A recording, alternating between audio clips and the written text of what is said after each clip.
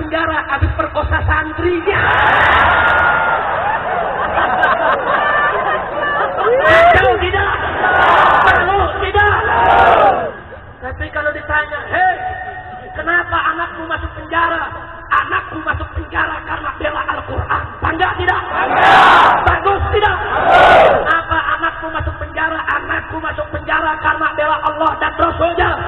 Bagus tidak? Bagus. Bagus tidak? Bagus. Kenapa anakmu masuk penjara?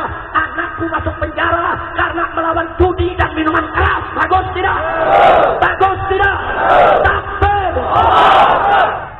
Masuk penjara. Jadi kalau saya bilang masuk penjara, maksudnya berjuang.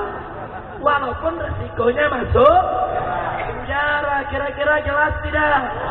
Jelas tidak? Saya tanya sekali lagi, siap bela Al-Quran? Siap bela Allah?